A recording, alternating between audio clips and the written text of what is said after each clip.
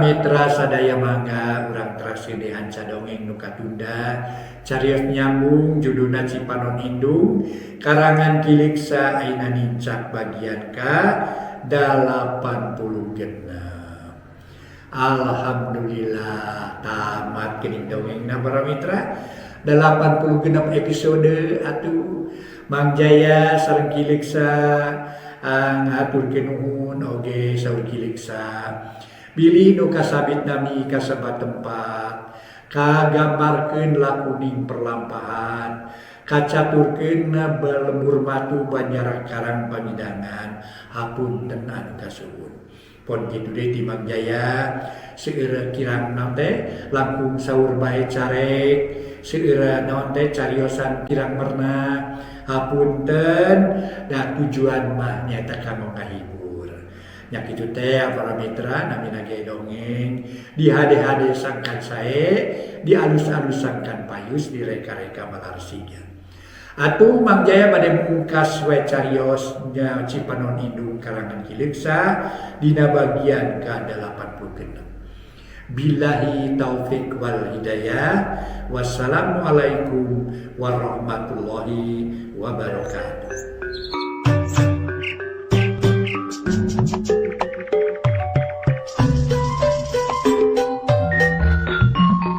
Para mitra kaum dangu mangga urang teraskeun hanca dongeng nu katunda carios nyambung judulna Cipanon Indung karya Kiliksa. Ayeuna nincak bagian ke-86. Mangga para mitra wilujeng ngadangukeun ieu dongeng judulna Cipanon Indung. Upami teu lepat mah harita teh Rojali parantos ngariung sareng nu jadi indungna. Naha ieu mangkarta balik para mitra? Nimbulkeun pertanyaan jadi lila deui para wargi sadaya lami deui cenah ieu dongeng. Aya ngriung mungpulung teh mangga para wargi pikeun ngajawab ieu pertarosan urang sami-sami Bandungan hanca dongeng nu judulna Cipanon Indung karya Kiliksa dina bagian ke-86. Sakumaha nu kauninga para mitra, harita bisarmi Cipanona saat teu bisa kaluar. Duka naon sababna nah teu nimulkeun cilaka pikeun Rojali anu panyakitna moal cager-cager. Atuh harita ge para wargi sadaya keur harita ting haruleng teh Rojali tuluy nyarita. Kayati nanyakeun perkara Mangkarto, "Yat, ka manari Mangkarto?" "Di saprak akang ngantunkeun bumi ge Mangkarto mah tara aya di bumi, Kang. Angkat enjing-enjing muli pasosonten. Malah masok duwi ka wanci Isa. Dupi maksa jejak milarian akang sang milarian emak tak kitu," jawab Yati Daryanaker. Jadi ngariweuhkeun ka sarerea akang teh geus puguheun ka Payuda jeung Bu Suhami. Ayeuna ditamah deui ku Mangkarto tapikeun bae da di mana kitu ge saratia ka akang muga-muga sing enggal muli. Ceuk Rojali tuluy ngadayagdag kana korsi. Ciptaan balik deui ka tempat tarung nu tadi breh ka gambar rupa Ili jeung Suha disusul ku gambaran waktu keur leutik dina mangsa caricing keneh di lembur. "Kang Rojali, kitu deui ka emas saena mah ulah waka seueur emutan.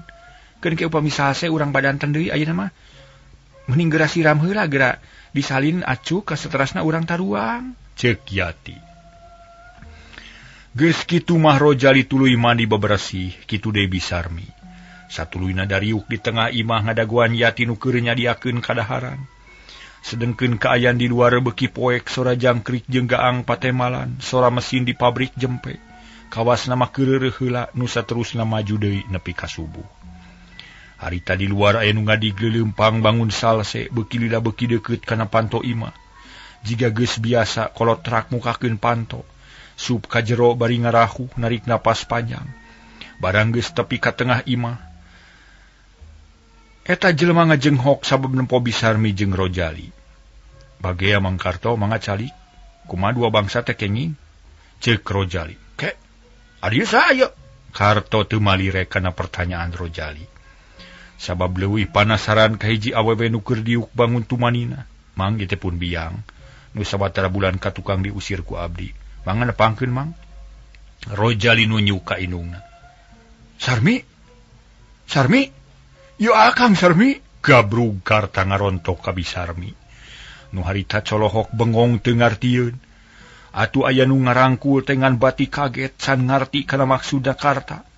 Rojali jeung Yati pating rarenya grewas duanana carolohok bengok. Sarmi, akang teh tahun-tahun neangan anjeun teh malah makungsi balik heula ka lemur Cileutik. Tapi emak geus maot anjeun eueuh. Anak urang can kanyahoan nasibna. Tapi ayeuna jadi kieu bagea Sarmi. Ya akang salaki anjeun nu gede dosa jeung kasalahan. Hampura Sarmi. Sarerea jempling Rojali renghap ranju. Red Kayati nu direret ukur olohok Bisarmi inghak-inghakan. Lila-lila apal kana sora salakina najan ayeuna rada rebek. Tapi aya nu sarupa, nu sarua jeung bareto keur ngora. Pok Bisarmi nyarita dumareuda. Kuring mah teu nyangka bakal tepung jeung akang di dieu. Nah bener ieu teh Kang Karta. Sarmi, akang ngarti tangtu anjeun asa-asa jeung moal ujug-ujug percaya kana omongan akang. Sababeungeut akang jadi ruksak iga kieu. Tapi sing percaya akang teu bener Karta urang Cileutik. Anak mah usih pangna jadi kieu teh akibat kacilakaan di laut kahuruan. Dah kitu Sarmi muga anjeun jadi nyaho. Dedeh teuing Kang Karta. Wayahna sing sabarkeun bae ruksak rarai mah. Asa ulah ruksak akhlak. Kuring manganhunkeun kanu maha kawasa nu geus nepungkeun urang dina kaayaan kieu. Kae geura bageakeun anak urang Kang ta ieu Rojali nu geus galedek geus sagede kieu. Ceuk Bisarmi bari nunjuk ka Rojali nu inghak-inghakan ceuri. Teu kuat nyaksian indung bapana nu silih cacapkeun ka sono, sedeng manehna keur nanangan kasedih nu pohara. Sarmi, akang geus taun-taun babarengan jeung nu jadi anak. Ngan akang mah teu ngarasa yakin sabab aya hiji hal nu matak samar. Sigana ayeuna mah panghalang teh kabuka. Syukur ujang ieu bapa hampura. Ceuk Karta bari ngarontok ka Rojali. Rojali teu nemalan manehna ukur ngarangkul pageuh pisan ka bapana di barung ku hujan Cipanon. Sajongjongan mah teu aya nu nyarita. Nu kadenge ukur pating aling seureukna nu ceurik leutik. Kagagas campur jeung bungah disaksian ku Yati anu teu weleh gogodeg bakat ku heran. Jeung di herana teh naha, ai ka tukang-tukang mah Kartana ngomongna tagegog jiga urang wetan, tapi ayeuna mah jadi robah. Tapi hal eta teh pikeun Yati can waka ditanyakeun. Kan manehna ge ngarasa bungah, sabab indung jeung anak katut bapa tepung sakaligus di dinya. Sanggeus rada lila sarerea teger deui hatena dariu kalayan tenang. Neng Yati, hampura mang teh geulis sabab geus taun-taun mang teh nyidem dina perasaan. Neuneun hiji Rusia nu mauih mang teh cumarios teh geuning benten ka ayeuna mah ieu teh mang aslina. Demi mang teh nu katelah mah Karta sanes Karto.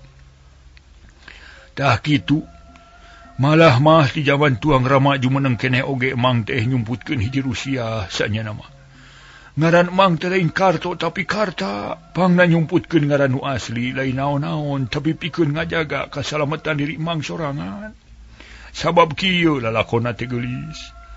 Karta geus teu asa para mitra.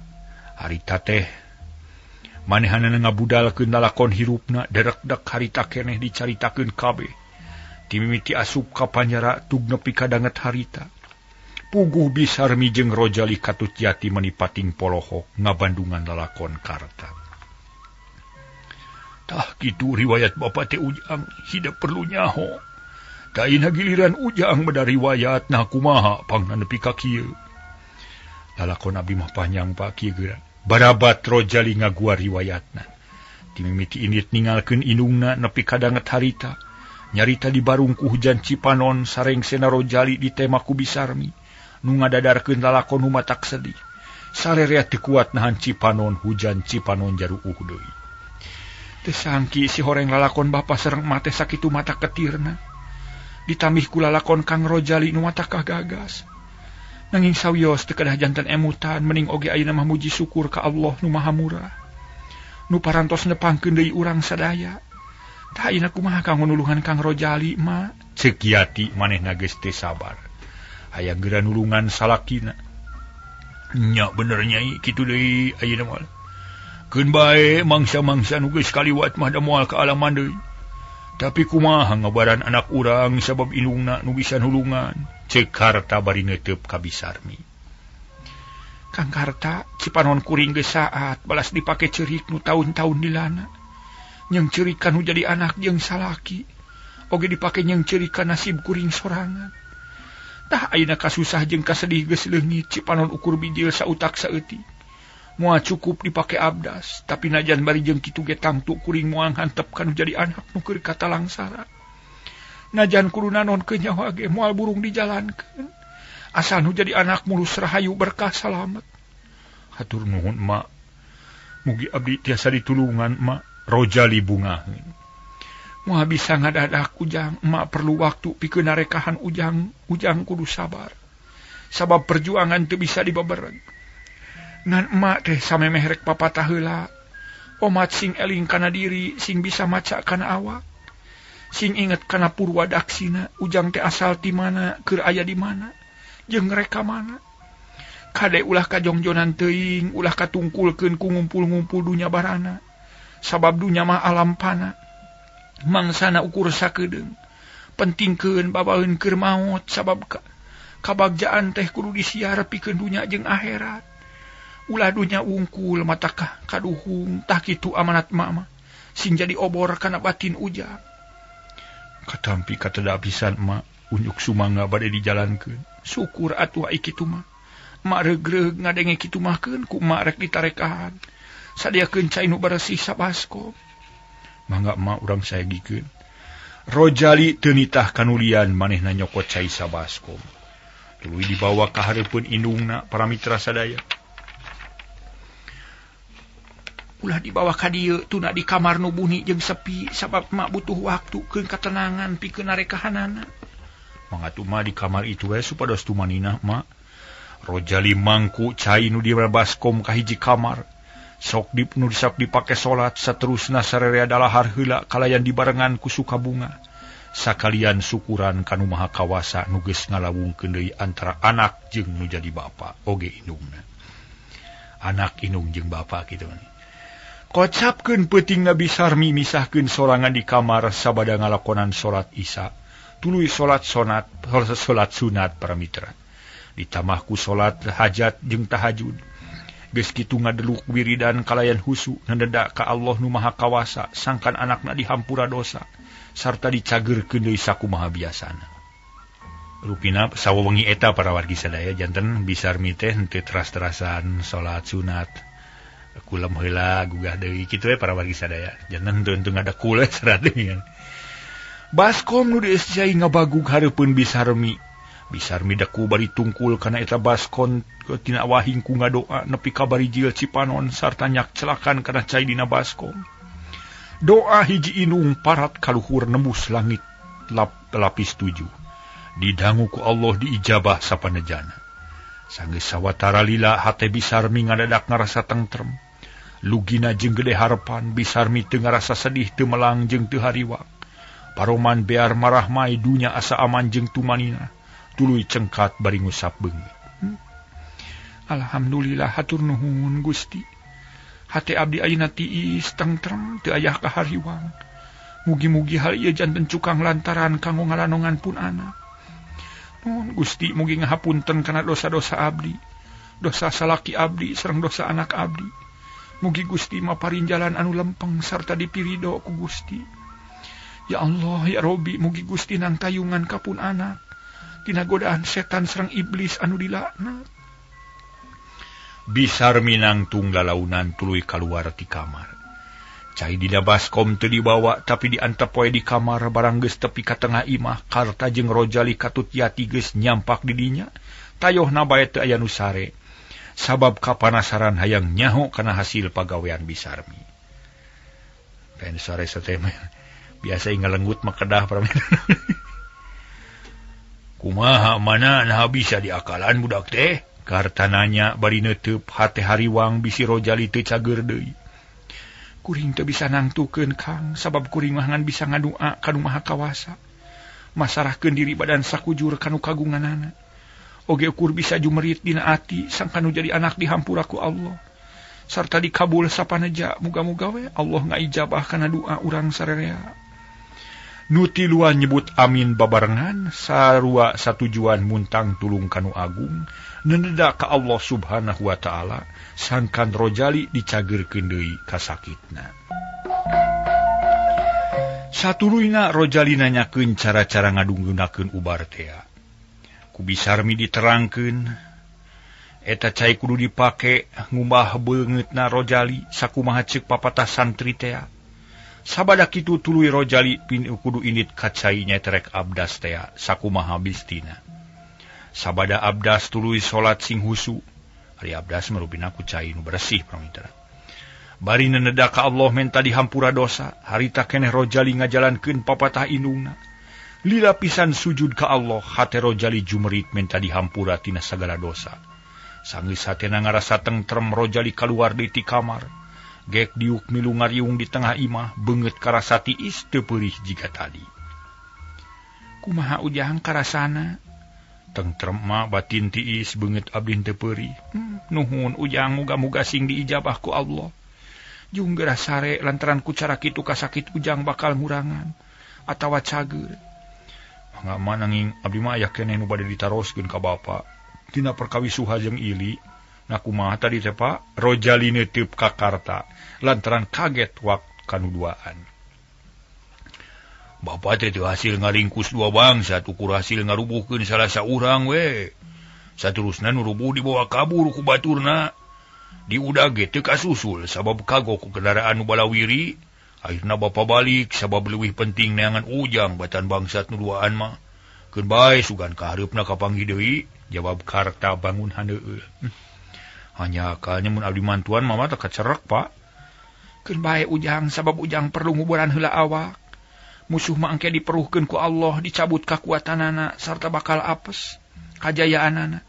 Pasrahkeun ka nu Maha Kawasa. Atuh saja baki kitu manyaho tempat panyumputanana, tangtu bakal bawaring budagna. Ceuk Bisarmi. Nyaho di mana nyumputna teh? Mana? Nah, make nyaho sagala. Karto heraneun. Darak-dak Bisarmi nyaritakeun hiji riwayat nu aya hubungan jeung Suha katut ili. Ngadenge kitu meuni marahmai karta sabab manehna geus nyaho di mana ari Gunung Kareumi. Ku jalan kitu manehna bakal tepung jeung Ki Jaladri musuh bubuyutanana. Gunung Bareumi we di bawahan Cicalengka mun pramitra. Lah mun kitu carana mah dina hiji mangsa akang rek ngudag ka Gunung Kareumi. Akang mah hayang newak si Suha jeung si Ili katut Ki Jaladri. Abdi ngiring pa lah. Hoyong ngabantu ka bapak, ceuk Rojali. Nyawa gua rek milu mayu orang babarengan udag, tapi ayeuna mah geus peuting ju orang sarare sabab bapak teh kacida capena deui. Satuluyna Rojali jeung Yati merenahkeun indung jeung bapana di hiji kamar nu lengkep jeung parabotna. Bisarmi jeung Karto kacida bagjana lantaran taun-taun teu tepung ayeuna riung mungpulung di hiji tempat. Anu sagala rupa sadia teu aya kakurangan. Sarerea sare dipepene ku hiliwirna angin peuting. Talibra nepi ka isuk malah mah sarerea kaberangan salat subuh geus bray-brayan. Kocapkeun isukna Rojali kadenge ngucap alhamdulillah tarikna keur di kamarna. Lantaran beungeut geus lita sabihara-bihari nu tadina jiih jeung peurih ayeuna cager teu aya tapak-tapakna acan, puguh Yati ge kacida atoheunana. Tuluy bebeja ka Bisarmi jeung Karta.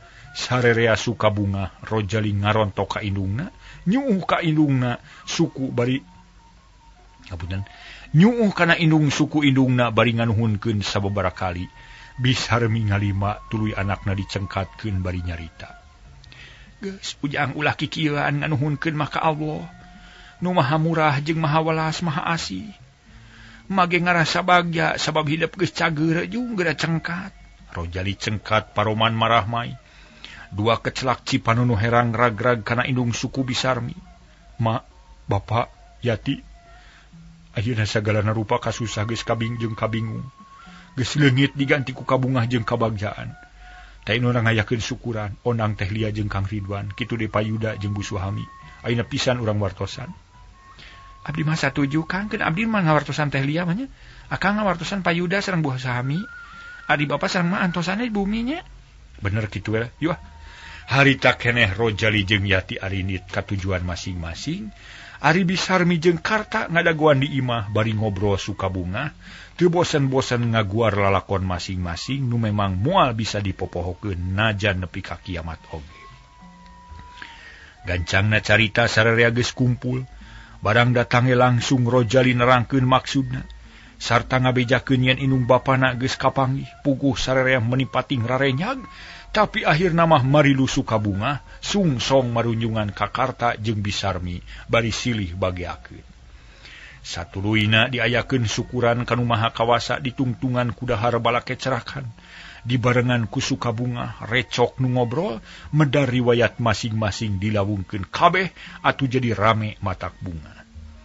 Poe eta keneh Ridwan jeung Payuda sahate pada hayang tepung jeung hiji jalma nu geus mere pituduh ka Rojali tea tuluy sarerea badami, nu akhirna sarerea satuju poe eta keneh init ngajugjug ka hiji lemur di suku Gunung Manglayang. Barang gok lia nu panjang ingetanana meni ngajenghok sabab manehna apa nu dipuntaan turung ku Rojali teh taya deui Iwati Mimin anu kungsi nyalusur sugana dina mangsa keur riweuh teh. Ibu, upami tingalian abdi teu lepat mah salira teh. Istrina pasugana nu anom sanes margi abdi mah apal keneh. Ibu kantos sumping karo rompok. Kitu ceuk heula miheulaan ka sararea. Puguh nu ngariung ngajenghok lantaran disidik-sidik mah bener nu nulungan Rojali teh Mimin. Laras neng bibi teh pun Mimin, nu kantos midamel dosa nu pangageng-agengna ka tuang Rama. Ti harita bibi teh sadar sarta usaha satekah pola, hoyong nebus dosa ku jalan masrahkeun diri ka Allah. Nya bibi teh nepangan kiai, bibi nyuhunkeun diwirid rupi-rupi ilmu bag-bagan agama. Alhamdulillah lancar maksad bibi ti nekanan. Ta ini bibi teh tos buleud patekadan, sesa hirup bibi bade dimangfaatkeun kanggo nulung kanu butuh, nalang kanu susah. Etang-etang nebus dosa bibi nu moal aya tandingna. Marigi bibi rumaos parantos ngancurkeun harapan puluhan jalmi. Kalebet neng lia sareng saderek-saderek. Hapunten neng bibi teh rumaos lepat. Ceuk Mimin, manehna hidang medari wayatna sangkan kasaksi ku sararea. Ibu, abdi ngahapunten lahir batin abdi binga tepang sareng ibu. Dupi tuang Rama kunaon teu ngiring ka dieu. Bibi mah hoyong tepang, hoyong munut dihapunten ka anjeunna. Margi ti payun teu kantos tepang. Ceuk Mimin panasaran. Manehna can nyahoun yen sugana geus maot. Ibu, pun bapa mah teu tiasa ka dieu margi kapungkur ge parantos pupus. Inna lillahi wa inna ilaihi rajiun.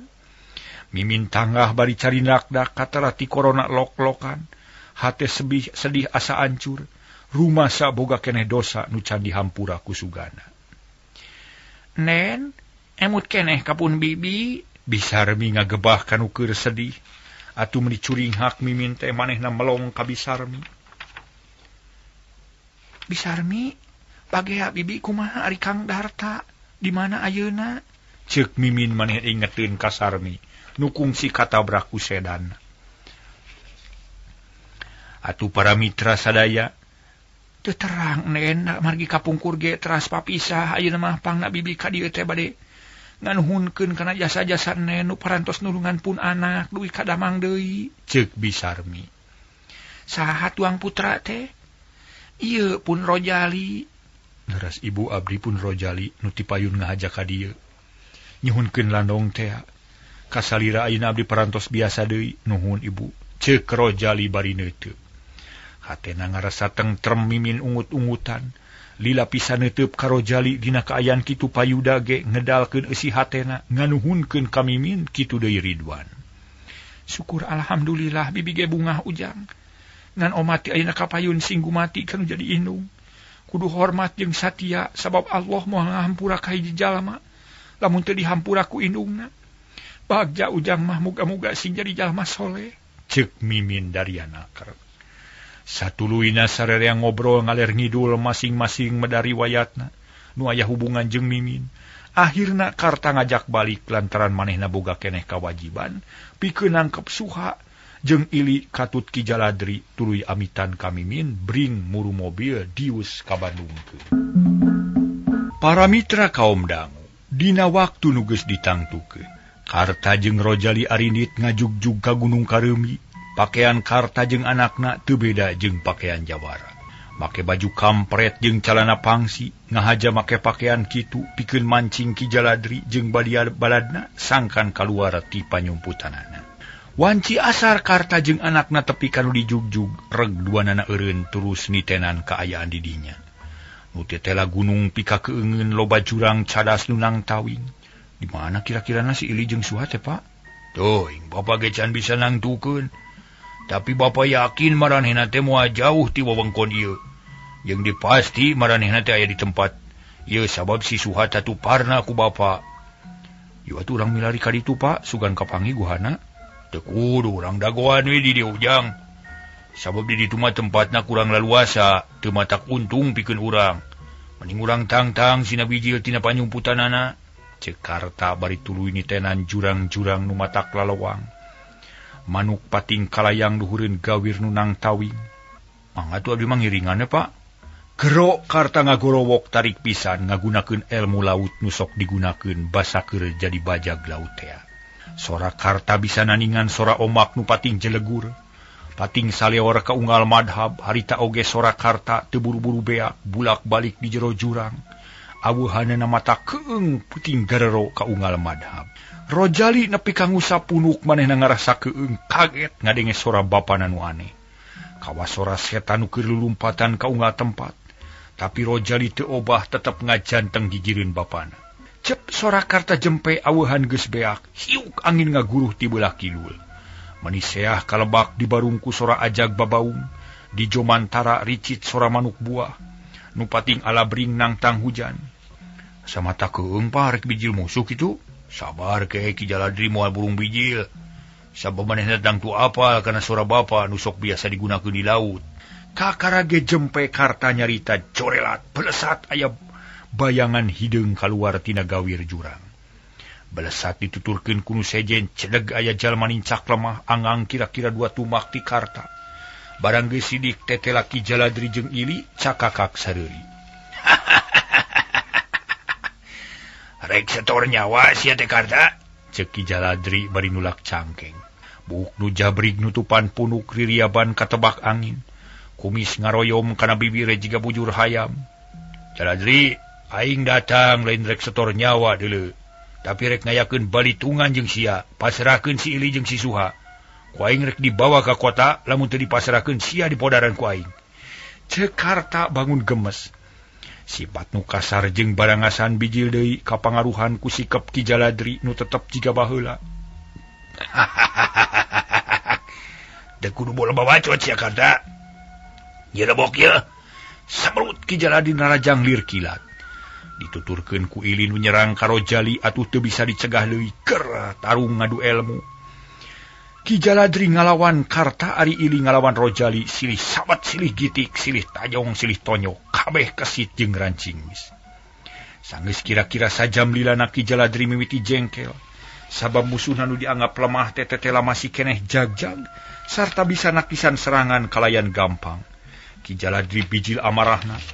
Gerakan jeung jurusna leupas tina perhitungan. Narajang padu tarik para mitra sabab geus teu sabar. Hayang geura ngarubuhkeun musuh. Anu matak untung pikeun Karta malantaran manehna teu boleh asak perhitungan. Dina hiji mangsa Ki Jaladri luncat ka luhur dampal suku geus siap rek ngabentur tarang Karta. Belesat sabuk. Dampal suku ngancam tarang tapi kap ku Karta ditewak sarta dicentok sakaligus. Tuluy dibalangkeun kana jurang, kalayang, cerit Ki Jaladri menta tulung. Awak jiga nu hiber ka bawa angin tuluy asup kana sungut jurang nunang tawing. Tolong! Sorana handaruan mata keung. Les teu kadenge tuluyna kasilep ku sora angin nu beuki gede. Ngaguruh mata ketir. Karta ukur ngahuleng ngadenge nu menta tulung. Napas ngahegak bari melong kana bibir jurang. Hate Karta haneueul sabab maksudna ge lain rek ngabinasa, rek ditewak sarta rek dibawa ka kota, rek disetorkeun kanu wajib. Tapi kaayaan teu ngidinan Ki Jaladri tangtu binasa di dasar jurang nu tarengtong loba batu sareukeut. Harita Ili nu nyaksian koleangna Ki Jaladri meninggal lenyap. Hari sabab nu jadi anelan kalah ka pangheulana eleh. Sumangetna dina tarung jadi kenor padahal mah Rojali geus kaselek tadi teh. Walah. Cilaka Ki Jaladri ragrag kana jurang. Cek hate Ili bari terus luak liuk neangan jalan keur kabur. kaayaan kitu katempok ku Rojali. Mentong kabur sia setan rasakeun ye sebrut Rojali narajang. Pereup nu buleud ngalayang kana hulu angan ili, kilak pros pereup nyabet angin. Balicak celeng-celeng ili kabur ninggalkeun musuhna. Nempok kitu karta sakilat nyabut peso balati, pelewar dibaledogkeun ka ili satarikna, siut cerep kana cecekolan ili. Kuak ili ngoceak, cungkel kedebut rubu. Gereleng-gereleng kana bibir jurang, koleang ragrag nuturkeun Ki Jaladri. Tolong! Ili gogorowokan menta tulung. Sora bekilila-bekilaun les teu kadengi. Rojali jeung karta mening haruleng. Panon melong kana bibir jurang nulung kawing. Sanggeus radalila Rojali ngadeuketan ka bapana. Kesang mening ngucur masihan awak, napas ngahegak bakat ku cape. Kuamun geus kieu pa narek disusul ka handap. Jang, ieu jurang kacida jerona, dihandap loba batu nu sareukeut. Sarta sok loba seungseureud dan ugaralak, urang mustahil mun kudu nyusul ka handap. Bapa mati sanggup nyang halupan bahaya. Jadi kumaha tu paapan musuh-musuh urang teh raga-ragana jurang. Kapaksa kudu diantep. Sabab mun urang turun bisi namahan korban nu taya gunana. Keun bae teu kudu dipikir sabab mana kitu ge geus kudu kitu jadina. Urang teu bisa maksakeun hiji hal nu eueuh lain di luar kemampuan urang. Kumaha hiji deui, Pak? Urang teangan ka ditu sabab tadi teh Ki Jaladri jeung ili datangna ti dinya. Ieu meungpeung beurang keneh. Bral duanana laleumpang neangan tempat pamatuhanana Ki Jaladri nu maksud rek neangan Suha. Kabeneran teu hese neangan jalan geus kanyahoan tuluy dipapae kalayan ati-ati. Akhirna anyog ka hareupeun lawang guha. Di luar kadenge aya sora gegerungan menta tulung. Tah, Pak, disada menta tulung di guha, Pak. Nya pasti si Suhayu urang ka jero, tapi hati-hati jang. Mangapa? Duaan pating keteyep ka jero guha barang geus tepi ka jero. Duana ngajenghok reuwas lantaran Suha keur digemrong ku langir jeung bayongbong. Gigireunana ngagoler peti nu dijieun tina kayu. Tina liang peti ngaburial puluhan langir nu bangun garalak naker. Nempok kitu makarta jeung Rojali teu warani deukeut. Tulungan Pak karunya, kekeh heula jang bahaya ieu mah. Tangtu eta langir jeung bayongbong teh piaraan Ki Jaladri nu dibuka ku Suha. Pasti disangkana mah barang berharga simpenan Ki Jaladri. Kitu jadina teh. Bisa jadi Pak, tapi kumaha nulunganana nya? Susah atuh da. Guha heureut pisan mun urang ka jero tangtu langir jeung bayongbong teh narajang ka urang. Rojali ngaharuleng. Rojali ngahuleng jeung bapana ari kaayaan beuki reup-reupan. Di guha mimiti poek tungtungna karta jeung Rojali kaluar deui. Teu wani nyampeurkeun ka Suha nu ngagoler bari digemrong ku seungseuredan. Barang geus aya di luar tetela kaayaan geus burit. Panon poe geus surup, kalong jeung lalai patingga yabag. Sora bebence jeung cari cangkas mata keueung. Akhirna karta jeung Rojali kapaksa balik. Lantaran kaayaan di dinya kacida matak sieuna. Mun maksakeun cicing tangtu matak cilaka. Sabab karta jeung Rojali can apal pisan kana kaayaan di dinya. Mun ragrag ka jurang pasti binasa. Para mitra kaum dangu, kocapkeun isukna. Karta jeung Rojali geus terepi deui ka Bandung. Sarta geus riung mungpulung jeung kulawargana, harita Yati jeung Bisarmi nanyakeun hasilna. Ku karta diterangkeun yen musuh-musuhna geus taya harepan kana hirup sabab cilaka nu mata ketir jeung teu katulungan. Watirnya Kang sabab dihenteu-henteu ge marehna teh batur salemur urang. Komo Suha jeung Ili maapankeun ngorana teh sobat-sobat Akang. Sakuduna mamanehna teh dibere pepeling sangkan sadar kana kasalahanana. Ulah kamelinaan teuing dina jalan nu salah. Cek Bisarmi haneueul lantaran teu bisa nulungan nu sasar lampah. Akang ge kitu ari tujuan mah tapi kanyataan jauh jeung harepan. Sabab Akang teu mampu newak maranehanana dina kaayaan salamet. Nya akhirna jadi kitu, tapi keun bae da geus. Ayeuna mah urang papague lalakon hirup anyar nu urang. Sabab ayeuna mah geus riung mungpulung jeung anak. Kalayan aya dina kasalametan, cing rek kumaha ka hayang mana? Narek betah di kota atau rek ka Cileutik? Cek Karta nanya ka Bisarmi. Karta genineung ka lemur Cileutik. Balik ka lemur terek cicing di mana, Kang? Lantaran imah jeung tanah geus digadekeun ka hajibana. Sarta geus taun-taun teu ditebus. Tangtu geus jadi milik hajibana. Ayeuna mah kumaha barudak we urang mah. Ceuk Bisarmi bari ngareret ka Yati, nu direret Surti pok ngajawab. Bapak oge emak. Ayeuna mah kieu we abdi teh tos teu gaduh indung jeung bapa, margi tos pupus. Saya nama bapa sareng emak ulah ka mana-mana, tos we di dieu sareng abdi. Da moal janten wagelan. Malih mah abdi reug-reug margi gaduh sepuh nu tiasa ngaping ka abdi. Pamipalai kacileutik mah milari waktos we nu laluasa. Nganyang heula ka saderek-saderek nu aya di ditu, sakantena abdi hoyong ngiring, hoyong terang, tak kitu we emak. Leres lah kitu ayeuna mah lah. Tos di dieu dalalega, ceuk Rojali satujueun kana putusan Yati. Nyari pikeun bapa mah nuhun we nu aya. Teu kitu ge apa-apa teh geus matuh di dieu. Heug bapa rek nurut kana kahayang Yati, kitu deui kana kahayang Rojali. Ngan omat ulah gagabah ye. Tujuan ieu teh kudu dibadamikeun jeung payuda katut Bu Suhami, margi anjeunna nu gede jasana dina ngabojukeun hidup teh. Ceuk Karta kacidangan nuhunkeunana kana jasa-jasa payuda jeung Bu Suhami. Kantenan patang tos baris disawalakeun ku abdi. Nanging abdi yakin payuda sareng Bu Suhami barisnya tujuan malih matoheun. Nuhun atuh ujang magereug-reug ari kitu mah, ceuk Bisarmi bari ngemeng Cipanon kabungah jeung kabagja. Cipanon hiji indung nu geus taun-taun hayang ngariung jeung nu jadi anak. Di harita Bisarmi jeung Karta tetep tumetep di imah Rojali. Payuda jeung Bu Suhami atoheunaker lantaran nempo Rojali beuki bagja hirupna, bisa riung mung pulung jeung nu jadi indung katut bapa. Di harita Karta jeung Bisarmi ngamimitian deui hirup anyar. Ngambah lalakon sejen dina ngoni ngumbara alam di alam dunya. Hirupna senang sabada nandangan kasangsaraan nu kacidalilana. Dongengna tamat Pramitra. Rupina dugi ka dieu we heula nya dongeng teh. Keun anjing urang teraskeun deui. Anjingna dongeng sanes ieu mah tamat. Serius. Si Panon Indung mah tamat dugi ka dieu para wargi. Mangga sapunyere pegat simpai paturai patepang deui wilujeng kantun permios.